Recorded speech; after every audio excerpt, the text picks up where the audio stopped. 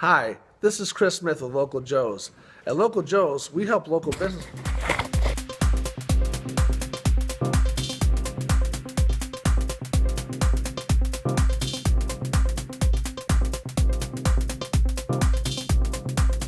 Hi, this is Chris Smith with Local Joe's.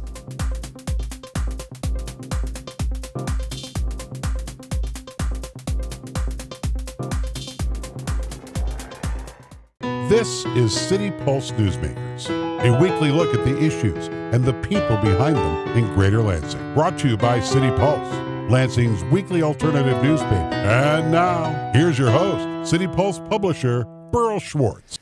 Good morning. Later in the show, radio host Tim Barron will be joining us to talk about his new venture into internet radio. First up, though, our guest knows more secrets about development than probably the CIA knows about anything. He is Bob Trezise. He is the president and CEO of LEAP. That's Lansing Economic Area Partnership. And we're delighted to have you back on the show, Bob. Oh, thanks, Burl, always. I want to talk about a number of things with you today. I want to get the pole barn out of the way, right at the top of the show. I figured, yes. Okay. So this is the structure that NioWave built next to the old Walnut Street School that they occupy as their headquarters in the Walnut neighborhood in Lansing. And the neighbors were exasperated because they weren't told this was going to be built. And but you brokered a deal to improve the pole barn. Right. And that was supposed to be completed, I understand, in October of 2014. Correct. The neighbors are saying, well, it wasn't completed, and but you have a different view on that, don't you?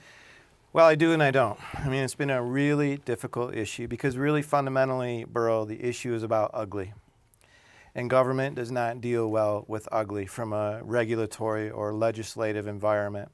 So NioWave, 3 or 4 years ago, unbeknownst, frankly, to, well, certainly not to me, and I don't think anyone beyond the planning department, and I'm not even throwing them under the bus because the point is it was legal. I'm not sure there was any reason for anyone to know about it because it was legal. They're nuclear scientists, I'm just saying. And so they made a decision to build a certain kind of barn that fulfilled the city ordinances. Now, fortunately, something did good come out of this, which is the city ordinance was changed so that a building like this can't be built again. But nonetheless, you're correct in your steps. What do we do about it anyway? And so we didn't have to, but we felt some sense of, responsibility is not quite the right word, but wanted to do good, wanted to try to make the situation better for all. Because economic development is ultimately about helping people. Helping business is merely a means to the end. I mean, economic development is about uplifting the community and helping people. So, the more we can bring people, neighborhoods, business together, we always want to seize upon that opportunity. So we tried really hard, and they were really difficult negotiations. Really difficult. But we did pull it off. There was something put in writing. The neighborhood, the council, NioWave signed a document. It was attached to an incentive. It passed Lansing City Council. After a year, we were to issue a report on the results. Our report said that it was substantially complete. We went through all of their receipts, everything that they did and paid for. Their budget went beyond what they were supposed to spend on. So from that perspective, they substantially completed the project. The site looks far better than what it did. If LEAP hadn't stepped in at all 2 years ago, by the way, it would look just like it did 2 years ago. So I do want to point out that I'm not making excuses for any of it, but it does look far better than what it did. We also, by the way, in the meantime, landed a $202 million medical isotope production facility in the city of Lansing. And believe me, Chicago, Fermilab, and other areas of the United States were doing everything possible to recruit that second plant from NioWave. So 2 good things happened. Ordinance was changed so that building like this can't be built again. Secondly, through our efforts to bring people together, NioWave agreed to build a huge and very critical high-tech plant here in the city of Lansing. Those things happened. Nonetheless, how do we continue to build, fix, as the neighbors say, fix the facade or whatever of the building. So Bob, let me interrupt you. The 2 things they didn't do, let me get to it, was the roof and the wall. Right. And perhaps that's what people cared the most about it. Right. Well, no, they're still agree. They still have told us they are going to do the windows. The 50% that we feel they did complete, the substantially completed, are still 3 items that they need to complete. They've told us they're still intend on doing, including those faux, windows. The 2 things they said we're not going to do, we're beyond our budget, and we're not going to do are the wall, the EFS, sort of stucco on the walls, and painting the roof. Of course, I would say the roof has somewhat dulled and maybe isn't that terrible. But Bob, it's a development agreement. Don't they have to do it? They ultimately, should have done it. They said in writing they would do it. They said it in front of the community, and obviously, ultimately, our position is we hope for the best that they somehow, some way will think a little differently and will complete it. They should do it. But it's and I share in the disappointment. Earl, I share in the disappointment that they're not. Well, but so LEAP, though, is saying we cannot force them to keep their word. We never could have forced them, no matter what. We were supposed to pay them a certain amount for work being done. We only paid them half. So They're very upset at us about that. So are they communicating properly? Because I don't think the neighbors are taking your word for it that this is going to get done. Don't they need to hear from Niaway? Well, I don't know. And isn't that a problem? Because we barely ever hear from them. They don't talk to the media. They do not communicate well, and these are questions for them, bro. Yeah. I mean, it puts me in a tough position to try to answer these questions for them. I don't know. But let me be clear what they have and haven't. They have said even to us, we're not doing the roof, and we're not doing the EFS. Ever. Well, then they've broken the agreement. They are not. So the recourse. They are not completing the agreement. So really, the recourse, if the neighbors want to pursue this, is going to have to be through the courts, isn't it? It would have. The other unfortunate part of this was we had this abatement that in theory could have been revoked. For 15 years, the city and us and economic development, the city attorney, the assessor's office, the state tax commission, in a mayor's executive order, we've given 328s to GM, Jackson National Life, Pratt & Whitney, others. It's always had the revocable language in it. And as we began to reach this point where maybe it could be revoked, which has never happened before, we've revoked other incentives. So would you have revoked this one? We thought that with Niaway, we thought that the council should perhaps say enough has been done and we're not going to revoke it, that there's a bigger picture here. What I don't agree with is that apparently the city, and I don't agree with the state tax commission on this point at all, but that apparently is what they're saying right now on another case. They haven't made an overall ruling, it's just with this one case. Apparently what they're saying is the city doesn't have choice. I fundamentally disagree with that. The local community has choices to revoke, if it's appropriate, all the other incentives. Why not this one? The law is silent on it. Why not interpret it as we always have? That means you can revoke it. And so it's a shock to us. I share in the disappointment. I'm not sure, though, Burl, whether Niaway would have capitulated even if this was revocable. I don't know the answer to that. I suspect they maybe wouldn't have, but I don't know. All right. Before we leave this topic, I just want to understand, though, your position is that Niaway has substantially lived up to the agreement. Yes. So you wouldn't have recommended revoking. Correct. Anyway. That's right. But they have not done all of it. And that is a question for the neighbors think these are not small things. The stucco, agreed. The roof. And by the way, the neighborhood has been phenomenal in this borough. I could not say enough about the neighbors. I think they have been very honestly righteous in all of this. It's now a value question, honestly, between the council, the neighborhood, and Niaway. Is it good enough? The agreement has not been fulfilled all the way. The roof and the EFS are not done. We still think that leaves perhaps in the big picture. I know that doesn't make everyone happy hearing that, but in the big picture, is it good enough?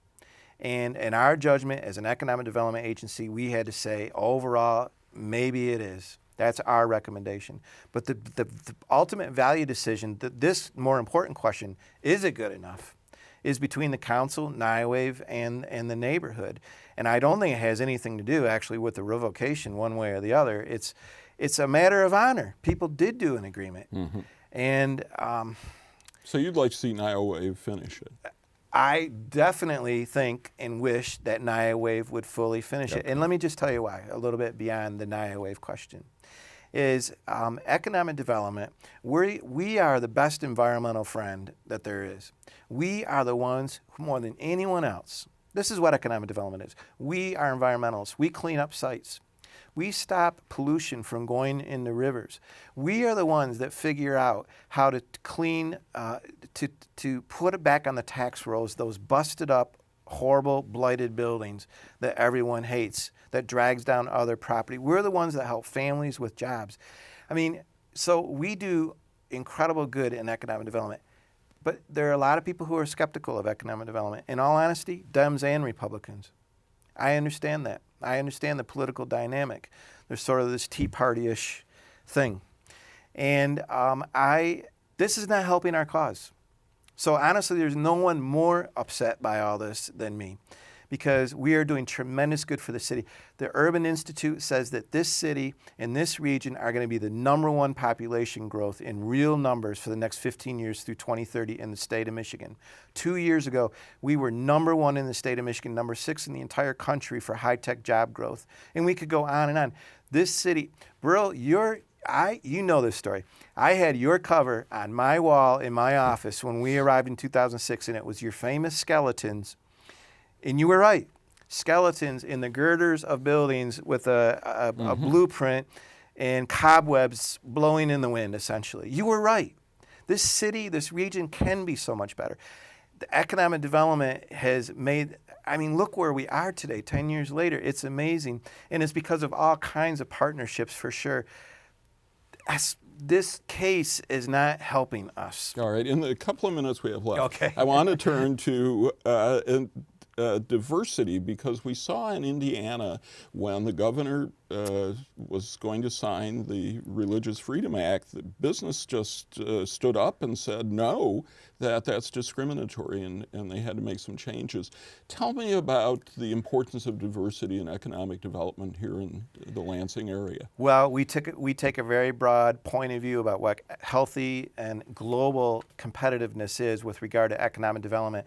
It's about place, it's about arts and culture, it's about parks and river trails and soccer clubs and soccer fields and great neighborhoods and great nightlife and all that, the Broad Museum and football and basketball, all of those things matter. In other words, we have to appear as a global, cosmopolitan or metropolitan, all these kinds of words, environment. We have to look like London or San Francisco or Stockholm or Denver or Austin. We have to look and feel like that in a genuine way. Thankfully, Lansing can tell a pretty good story about tolerance and inclusion. And so we've started diversitylansing.com. Teddy Parsons in our office is our project manager for that. We have a work group going. We want to be, but I want to be measurable about it, tangible about it. How do we make a difference from an economic development sense with regard to this big issue? One of the ways that we can work on this is I want as many of our corporations as possible to be on a human rights scoring sheet that shows that our corporations and our community is one of the most tolerant and welcoming and inclusive in the United States. That will help us that gives us a competitive advantage to attract global kinds of talent to MSU, to Emergent Biosolutions, to Sparrow, to Jackson National Life. And so it's an economic development perspective. It's a must for anyone who's going to survive in the global economic climates of the future. And LEAP fully intends on being on the edge of the spear, if you will, a point of the spear on this. We want to be a leader on this. We want people. When Mayor Bonero and Mayor Triplett put that letter out, I thought it was genius a couple weeks ago in response to Indiana, inviting any conventioneers or businesses, forget Indiana, come on up here to Lansing, Michigan. And we have a good story. East Lansing is maybe one of the leading communities in the whole country. And you can find out more about this at purelansing.com at all times, or diversitylansing.com. Very good. Bob Trezise from LEAP, thanks so much for being on City Pulse. Thanks, Burl, always. Joining me now is a veteran of Lansing radio, and a good friend and an ignorant slut, Tim Barron. Tim, welcome to the show. Thank you, I've been trying to get you on forever. I know. I've been very busy. I'm a very busy man. Yes, you are. Yes. Well, and you're going to be even busier next week because you have a great new venture, and I want to talk to you about that. First, though, I almost consider calling you the dean of Lansing radio, but I really don't know if there is anybody who, on the scene now who's been around longer than you have. I don't think so. Yeah. I think Danny Stewart's been reading the weather maybe a little longer than I have. Okay. And But how, as far how as- did Frederick Sparrow from a prominent Baltimore family end up in radio in Lansing, Michigan? I was born in Ann Arbor. The family went to U of M, and I won't do the usual gushing apologies. When I was 2, I packed my bags and said, "Dad, you've got to become a professor at Hopkins." So we went to Baltimore, where, yes, we had the opportunity to reunite with our other family branch, which is down there, and enjoy our Baltimorean history. I was there for 17 years. I became very interested in broadcasting. My first radio job, which wasn't a job, was sweeping some floors at a record store. Then the radio guys showed me at WFBR Baltimore how to read the weather, and I did a little bit of that. Is there a trick to reading the weather? Just read it without a few mistakes as possible. But I had a good time, being around the music people. This was 60s, 70s, early 70s radio and music. This was the stuff that legendary books and movies have been written about. And I was coming in as a young man at that time, very caught up in the scene, loved the music, met lots of people, and got into radio right then, and still in my teens. Everything I did then, whenever I moved, I was always going to be involved in school and radio. So I paralleled those two things for some time, and then started to do the radio full time instead of going to law school.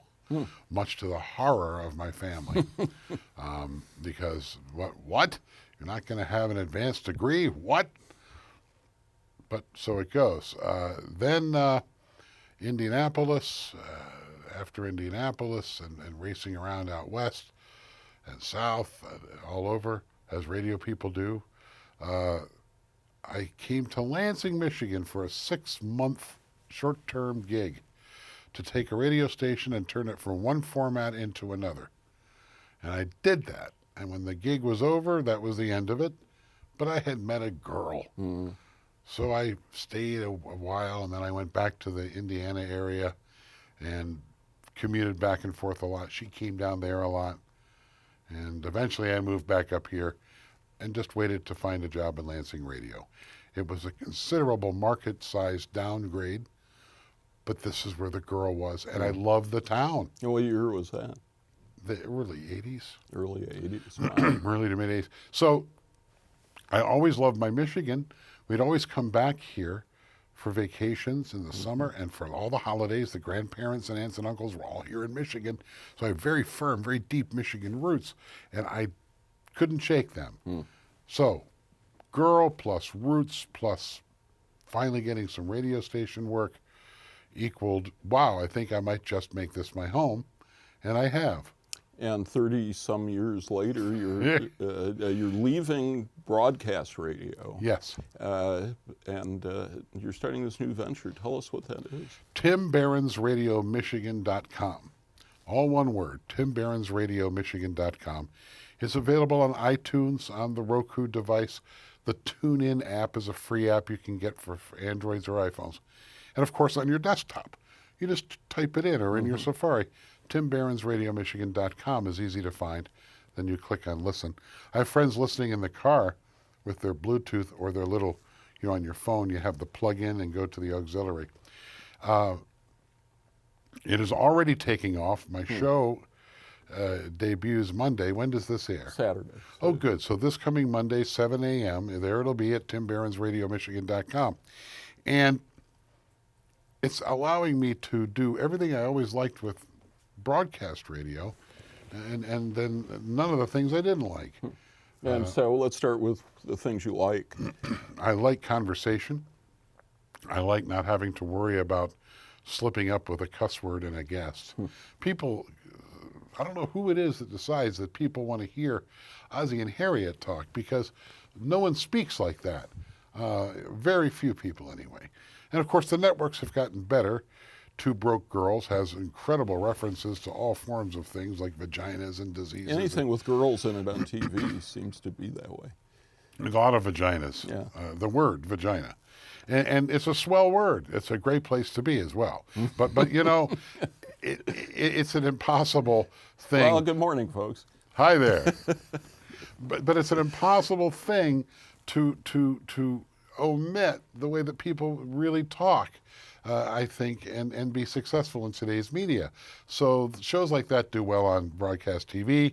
Radio is still very stodgy, and we can have real people conversations without worrying about subject matter and worrying about sensitivities, because if people don't like it, they don't have to listen to it. Now, in the name of this new venture is Michigan. Is this show going to be broader than just Lansing? It could have been Tim Barron's World, because of course the web goes everywhere, but that's unrealistic. What is realistic is my beloved state, coast to coast, left and right. I know it very well. My whole life I've been here. I spent a lot of my vacation time here.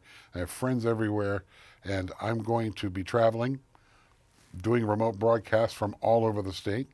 We're looking for sponsors to help underwrite those things, but we will get them. And really, it's going to be much easier to do remotes, isn't it? Very simple. I own the station. Right. So we've got a brand new 2015 Made in America van that we're loading up with equipment, and we're taking off.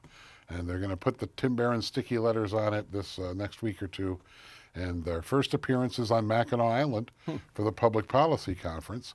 I'll be broadcasting from the porch of the Island House. Very exciting, very honored to be there. And that's our first remote. So we're going to take what I know to be, pardon me, my hyper knowledge of Lansing, Metro Lansing, and it is Metro Lansing, it's not just within the city. And then we're going to obviously take everyone's knowledge of Michigan and have fun contests for Michigan, where we've got something called Tim on a Stick, where you download a color picture of me and put it on a stick, and then put it in front of your face, but with something really Michigan in the background. It might be Joe Louis's fist, it might be the Comerica Tigers, it might be the bridge, and then we're going to have a contest and give away money, just to encourage people to really engage in their state. We'll take on more serious things too. We're going to get right into Prop 1, even though we only have one day to talk about it. Insurance reform, we're going to be talking about that. We're going to greatly expand the serious discussions about things that Michigan needs to do to be a competitive state and to be the Great Lake state that we love. And on the lighter side, I'll be on Wednesdays with you. Lighter and heavier. You and I go back and forth. If you know Burl and I, we have a great relationship. I love this man like a brother, and I feel the same way. But he's sometimes so horribly misguided. Yes, well, Tim says he knows the left and right of Michigan. I'd say he knows the right a little better than the left, but I compliment him on that score. Tim, the economics of this versus the economics of broadcast radio, talk about that. Well, it's less expensive. I don't have a transmitter bill. I don't have a giant facility bill. And I'm able to commission salespeople based on what they sell. If they don't sell anything, then they're not going to make anything. I get paid whenever we end up with extra money. This has been, I'm fortunate to say, with the exception of the van, a cash expenditure for me, a very large cash expenditure, but without a big debt to service, that helps too. And in the broader scene, is this the future of radio? It's the future of radio for Tim Barron. It's the future of radio for others in the industry that we're doing very well financially and very well in ratings. And then because of corporate consolidation, starting with the Telecom Act, but really just a result of how everyone consolidated businesses in the last 10, 15 years. It's happened in banking, insurance, and radio. People that run radio stations now are generally people that have never been in a radio station. There are a couple of exceptions in town that I'm happy to report, but for the most part, it's another future for radio. I don't think AM and FM are ever going to be dead. HBO didn't kill the movie theaters. So it's kind of like newspapers, you know. You're shifting. Right. But newspapers are a little more difficult. But yes, it's similar. You can drive and listen to anything. You got to stop and read, but be it the paper or the paper on a tablet. Right.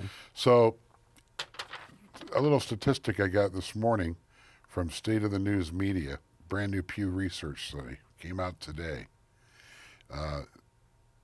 1/3 of all U.S. adult cell phone owners have internet listening. 1/3. There were 21% in 2013. There were 6% in 2010. Imagine something that goes from 2010 to 2014 from 6% up to 1/3. And what are those numbers representing? People that listen to internet radio in their car. Yeah, it is happening. On their phone. It is going to happen. And again, with the phone linking so easily to the dashboard now, I mean, you can hear nuances in music you've never heard on FM radio. FM radio has processing. Without a boring conversation there, it's a very, very long conversation, but processing mutes some of the greatest, finest things. Audiophiles will tell you this. You can hear these little cymbals and tingles and rackets in the music. I invite you to turn it on a nice stereo in your car or at home and listen and dig around. There are places that make clock radios now where you can wake up anywhere in the world to my morning show. That's a frightening thought. I know. But we're going to have a live show starting Monday, 7 a.m. to 10 a.m. It's going to be fraught with disasters, I'm sure. But the first week will shake out. You're going to be back as a regular. We're going to have in the afternoon a replay of key parts of the show, including your part.